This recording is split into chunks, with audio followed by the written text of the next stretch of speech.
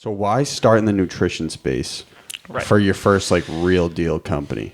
So we looked at, we looked at tech, we looked at a bunch of other things, but it really came down to it. We think that what Gen Z and millennials want, what they feel connected to, is definitely these whole food products and these whole food solutions to avoid going with pills and to avoid going with powders and capsules. Pills, powders, capsules, all those are on the out.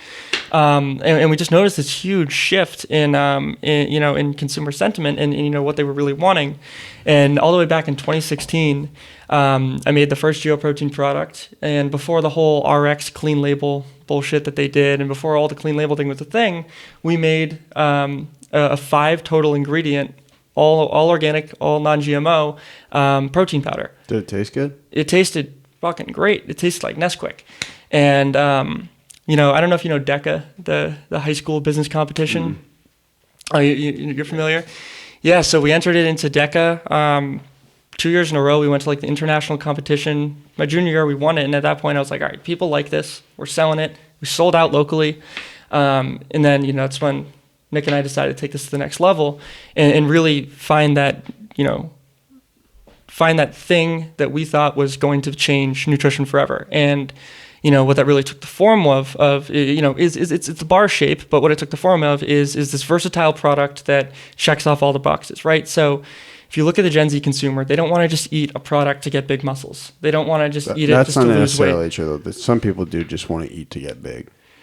Some people, yes, but we're talking about the generation as a whole, not just the fitness buffs. Like we're talking, if you look at the macro trends, they don't just want the low sugar, high protein. They want something for their gut. They want something for their heart, everything. Something functional. There hasn't been this all-in-one solution that's still whole foods, that's not like a pill or a capsule. So we want it to be like almost like you take this superfood multivitamin or this crazy fucking powder that you get at GNC that definitely is not natural, and you get the same results with whole foods.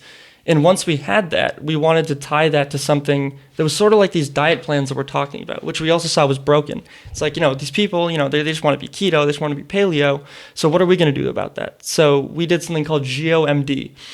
And you guys are actually one of the first people outside to hear about this because we're kind of keeping it on the low. But basically, it's headed up by our neurosurgeon, the chief product officer, and it's a collection of doctors, so gastroenterologist, physiatrist, we're getting neurosurgeon, we have dietitians, personal trainers, and then hopefully a few professional athletes. We're talking to one right now, and that's very low-key. You want to talk to another? Huh? Oh, badly. But essentially, we're creating this eclectic group of individuals that are all in one way or another tied to health and longevity, whether that's from the training or the actual medicine or the nutrition. You're starting a syndicate. Exactly, and they all kind of lend their unique expertise and kind of figure out, and we've kind of figured out what we think is the way to make these completely personalized wellness plans, we're calling them, that are very specific to an individual. So you're not just latching on to something that the populace is doing, you're getting something that actually will make a difference for you. And our whole point is we don't want you to actually change your lifestyle. You want to still eat brownies? Still eat brownies, right? We don't care. What we're going to do is make it so you can still eat brownies and check off all those nutritional boxes, and check off enough of them, you will get that end result that you want. So and we could go into that a little bit more, but basically we're making this super versatile, loose program based on the individual's needs and wants. So, why?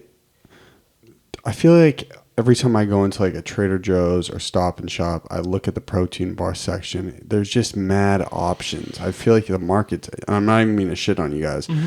I feel like the market's like wicked oversaturated, isn't it? Extremely.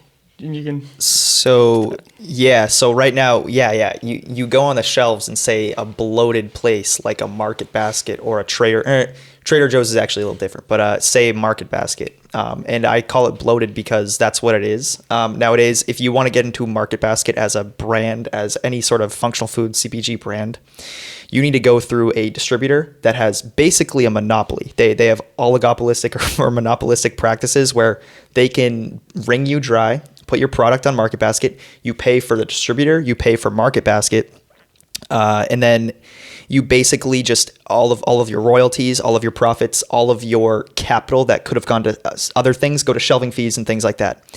That's how you get there. It's a lot of capital, and So you need mad volume for that to make sense. Exactly. And so in a lot of those companies, they are either part of bigger conglomerates or they are just doing it wrong. And I can guarantee you that their numbers are not going so well because they don't know how to actually reach this new consumer.